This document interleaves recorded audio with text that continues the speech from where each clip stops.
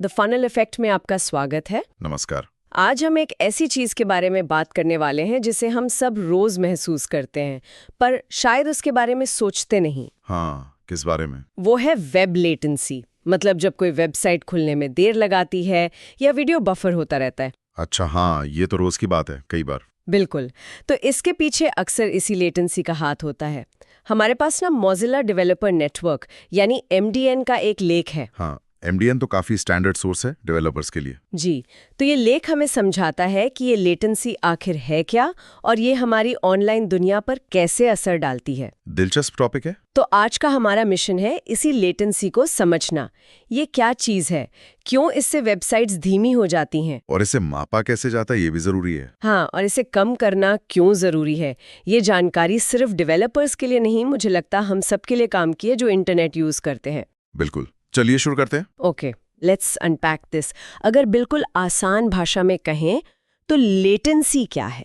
हाँ, देखिए, लेटेंसी वो वक्त है, वो टाइम जो डेटा के एक छोटे से पैकेट को, मतलब एक छोटे हिस्से को, हाँ। सोर्स से डेस्टिनेशन तक, यानी जहां से चला है वहां से मंजिल तक पहुंचने में लगता है। अच्छा, जैसे मैंने किसी लिंक पर क्लिक किया हाँ तो रिक्वेस्ट गई। हाँ, आपकी रिक्वेस्ट सर्वर तक गई और फिर सर्वर से जवाब वापस आपके ब्राउजर तक आया। तो इस पूरे आने जाने में जो टाइम लगा, सही, वही है लेटेंसी, पूरा राउंड ट्रिप टाइम। यहाँ एक दिलचस्प बात है कि जब आप किसी वेबसाइट से पहली बार कनेक्ट करते हैं ना, हाँ, तो ये लेटेंसी थोड़ी ज्यादा महसूस होती है। शुरू के कनेक्शन में। अच्छा, क्यों? क्योंकि शुरू में कुछ जरूरी काम होते हैं, जैसे वेबसाइट का सही एड्रेस ढूंढना, जिसे DNS लुकअप कहते हैं। ओके। फिर सर्वर से बातचीत के नियम तय करना, वो TCP हैंडशेक कहलाता है। और अगर वेबसाइट सिक्योर है, मतलब HTTPS वाली, तो एक और स्टेप होता है TLS नेगोशिएशन, सिक्योरिटी के लिए। बाप रे, इतने सारे स्टेप्स। हाँ, तो इन सब में थोड़ा एक्स्ट्रा टाइम लगता है, खासकर पहले 14 KB डेटा के लिए। अच्छा। लेकिन एक बार कनेक्शन बन गया तो फिर उसी वेबसाइट पर आगे डेटा का आना जाना तेज हो जाता है, लेटेंसी कम हो जाती है। तो मतलब लेटेंसी नेटवर्क या इंटरनेट कनेक्शन में होने वाली देरी है। बिल्कुल, अगर लो लेटेंसी है तो मतलब चीजें फटाफट हो रही है, लगभग रियल टाइम। और हाई लेटेंसी मतलब? हाई लेटेंसी मतलब इंतजार, काफी देरी। इसीलिए परफॉर्मेंस सुधारने का एक मेन गोल होता है लेटेंसी को कम करना। हाँ, ये बात बिल्कुल सही है। और ये सोचना भी गलत होगा कि अरे एक HTML पेज लोड होने में कितना ही टाइम लग जाएगा। हाँ, आजकल की वेबसाइट्स कहाँ सिर्फ एक HTML पेज होती हैं। वही तो, उनमें तो कितनी सारी चीजें होती हैं। HTML तो बस ढांचा है। बिल्कुल, फिर CSS आता है स्टाइलिंग के लिए, जावास्क्रिप्ट आती है इंटरैक्टिविटी के लिए। और फिर इमेजेस, वीडियोस, न जाने क्या क्या। हाँ, ये सब अलग अलग रिक्वेस्ट्स होते हैं, जैसे कोई कॉम्प्लेक्स मशीन बना रहे हो जिसमें सैकड़ों पुर्जे हों। तो जितने ज्यादा ये रिक्वेस्ट्स होंगे और जितने बड़े साइज के होंगे, उतनी ही ज्यादा हाई लेटेंसी का असर दिखेगा। अच्छा। लो लेटेंसी वाले कनेक्शन पर यह सब जल्दी लोड होता लगता है, लेकिन हाई लेटेंसी पर हर चीज के लिए इंतजार करना पड़ता है। और वो इंतजार जुड़ते जुड़ते बहुत ज्यादा हो जाता है, एक्सपीरियंस खराब। एकदम। अच्छा, तो हम ये महसूस तो करते हैं कि देरी हो रही है, लेकिन जो लोग वेबसाइट्स बनाते हैं वो इसे ठीक से नापते कैसे हैं? मतलब कैसे पता चलता है कि प्रॉब्लम कहाँ है? बढ़िया सवाल है। इसे नापने के कई तरीके हैं, लेकिन सबसे आम है पूरा राउंड ट्रिप टाइम देखना। रिक्वेस्ट जाने से लेके जवाब आने तक का पूरा टाइम? हाँ, और कमाल की बात यह है कि आजकल ब्राउजर्स में ही ऐसे टूल्स आते हैं, डेवलपर टूल्स। डेवलपर टूल्स, हाँ सुना है। उनसे ये पूरा सफर बहुत बारीकी से देखा जा सकता है, हर स्टेप का टाइम। अच्छा, उनमें ऐसा क्या खास होता है? डेवलपर टूल्स में एक नेटवर्क टैब होता है। ओके। जब आप कोई वेबसाइट खोलते हैं तो ये टैब दिखाता है कि उस पेज को बनाने वाली हर एक चीज, हर इमेज, हर स्क्रिप्ट, हर CSS फाइल, उसको लाने में कितना टाइम लगा। हर एक चीज का अलग अलग? जी हाँ, हर रिक्वेस्ट का। ये एक तरह से पूरी यात्रा का पोस्टमार्टम जैसा है। वाह, तो इसमें क्या क्या दिखता है? मतलब यात्रा के पड़ाव क्या हैं? हाँ, तो इसमें कई चीजें दिखती हैं। सबसे पहले कई बार रिक्वेस्ट ब्लॉक्ड स्टेट में दिख सकता है। ब्लॉक्ड मतलब ब्राउजर एक ही सर्वर से एक साथ कई चीजें मांग रहा है, पर सर्वर के साथ कनेक्शन की एक लिमिट होती है। जैसे मान लीजिए 6 कनेक्शन एक साथ। अच्छा। तो अगर सारे कनेक्शन बिजी हैं तो नए रिक्वेस्ट को अपनी बारी का इंतजार करना पड़ता है, जैसे काउंटर पर लाइन लगी हो। समझ गई। इसके बाद? चाहिए, इसमें भी टाइम लगता है। और अगर पेज पर अलग-अलग जगहों से चीजें आ रही हैं, तो उतनी बार DNS लुकअप करना पड़ सकता है। बाप रे, पता ढूंढने में भी टाइम। हाँ जी, पता मिलने के बाद बारी आती है कनेक्टिंग की। ये क्या है? ये है सर्वर से कनेक्शन बनाने का टाइम, TCP कनेक्शन, जैसे फोन पर बात करने से पहले लाइन जुड़ती है ना, हाँ। वैसी ब्राउजर और सर्वर के बीच हैंडशेक होता है, नियम तय होते हैं। अच्छा। और अगर वेबसाइट सिक्योर है, HTTPS वाली, हाँ, आजकल तो ज्यादातर होती है। तो एक और स्टेप जुड़ जाता है, TLS हैंडशेक। ये सिक्योरिटी के लिए? हाँ, कनेक्शन को सिक्योर बनाने के लिए एन्क्रिप्शन सेट करने का टाइम, इसमें थोड़ा और टाइम लगता है। तो ये सब तो हुई कनेक्शन बनाने की तैयारी। असली रिक्वेस्ट कब जाता है? हाँ, इसकी ठीक बात आता है सेंडिंग टाइम। ये वो छोटा सा समय है जो ब्राउजर से सर्वर तक आपकी रिक्वेस्ट भेजने में लगता है। मतलब मुझे ये फाइल चाहिए। ओके। अब आता है सबसे महत्वपूर्ण हिस्सा, जहां अक्सर ज्यादा देरी होती है, वेटिंग। इसे टाइम टू फर्स्ट बाइट या TTFB भी कहते हैं। वेटिंग मतलब इंतजार। किसका इंतजार? सर्वर के जवाब का इंतजार। रिक्वेस्ट सर्वर तक पहुंच गया, अब सर्वर उसे समझेगा, प्रोसेस करेगा और जवाब तैयार करेगा। अच्छा, तो इसमें सर्वर की स्पीड मायने रखती है। बिल्कुल। सर्वर कितना बिजी है, उसे कितना मुश्किल काम करना पड़ रहा है, जैसे डेटाबेस से कुछ निकालना है, और उसकी अपनी स्पीड कैसी है। इसे डिस्क लेटेंसी भी कह सकते हैं, क्योंकि इसमें सर्वर की हार्ड डिस्क से डेटा पढ़ने का टाइम भी शामिल हो सकता है। तो ये वो टाइम है जब क्लिक करने के बाद पेज सफेद रहता है और कुछ होता नहीं दिखता। ये वही इंतजार है।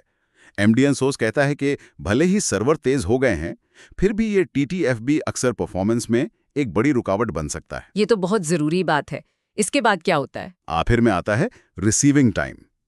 अब सर्वर ने जवाब तैयार कर लिया है और उसे आपके ब्राउजर तक भेज रहा है। मतलब फाइल डाउनलोड होने का टाइम। हाँ, बिल्कुल।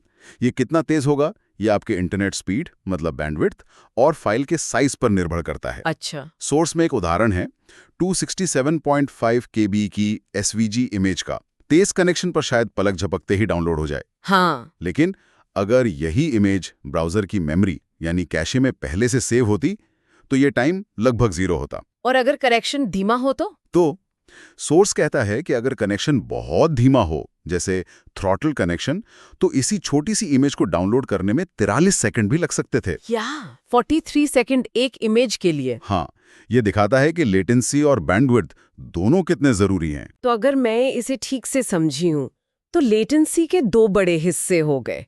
एक तो नेटवर्क लेटेंसी, हाँ, जो डेटा के नेटवर्क पर आने जाने का टाइम है, DNS, कनेक्टिंग, सेंडिंग, रिसीविंग। और दूसरा है सर्वर लेटेंसी, मतलब वो वेटिंग या TTFB वाला टाइम। बिल्कुल सही।